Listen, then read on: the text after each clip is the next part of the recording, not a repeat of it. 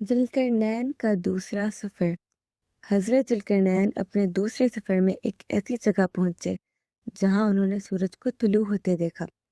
یہ سفر سورہ کہف کی آیہ نمبر 89 سے 91 میں لکھا گیا ہے۔ اس سفر کی تفصیلات کچھ یوں ہیں کہ کچھ فرسٹ جنریشن اسکالرز جن میں ابن جریر رحمۃ اللہ علیہ، قتادہ رحمۃ اللہ علیہ، سلمہ رحمۃ اللہ علیہ اور حسن رحمۃ اللہ علیہ آتے ہیں۔ ان سب کے مطابق ان کا کہنا ہے کہ جب حضرت ذوالقرنین نے اپنا دوسرا سفر کیا تو دیکھا کہ وہاں کچھ لوگ آباد ہیں، لیکن کوئی نیم وحشی قسم کے۔ اس کے علاوہ 13ویں صدی کے ایک بہت بڑے اسکالر ظہیر الدین اوفی نے بھی اپنی کتاب لباب الالباب میں لکھا ہے کہ ان لوگوں کے چہرے کتوں کی طرح تھے اور ان کے دانت بھی کتوں کی طرح نوکیلے تھے۔ ان کی زیادہ تر خوراک مچھلی تھی اور اگر ان کا کوئی مر جاتا تو اسے بھی کھا لیا کرتے تھے۔ وہ کپڑے کے استعمال سے بالکل ناواقف تھے اور صرف اتنا ہی کپڑا پہنتے تھے جس سے ان کا سطر ڈھک جائے۔ حسن رحمۃ اللہ علیہ کہتے ہیں کہ وہ سورج نکلنے پر زمین کی غاروں اور پانی میں چلے جایا کرتے تھے اور سورج غروب ہونے پر خوراک کی تلاش میں پانی سے باہر نکل آتے تھے اور جانوروں کی طرح ادھر ادھر پھیل جایا کرتے تھے اور ان کی جلد سرخ رنگ کی تھی۔ پھر حضرت ذوالقرنین نے وہاں ایک ہڈیوں کا چمکیلا ڈھیر دیکھا تو ان سے پوچھا کہ یہ کیا ہے؟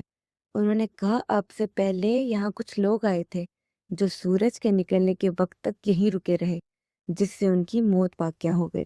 اس کے بعد ذوالقرنین وہاں سے چلے گئے۔ اب ان باتوں سے ہم اندازہ لگا سکتے ہیں کہ نہ ہی وہ کوئی نارمل انسان تھے اور نہ ہی وہ کوئی نارمل زمین۔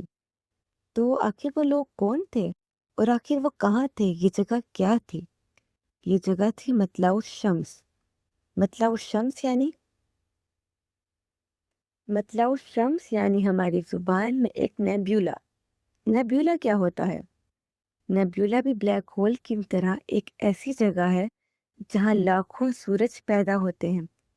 لاکھوں سورج پیدا ہوتے ہیں لیکن سورج تو صرف ایک ہوتا ہے۔ نہیں، ایسا نہیں ہوتا۔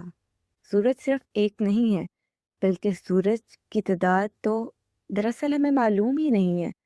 نہ جانے کتنے سورج ہوں اور کتنے سیارے اور کتنے ستارے اس کائنات میں موجود ہیں، ہم کچھ نہیں جانتے۔ تو نیبیولا ایک ایسی جگہ ہے جہاں سے لاکھوں سورج پیدا ہوتے ہیں۔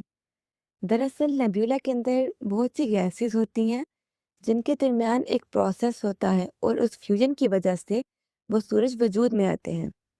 تو اس سے ہمیں پتہ چلتا ہے کہ دراصل ذوالقرنین ایک نیبیولا کے قریب گئے تھے۔ اس کے پاس ایک پلانٹ تھا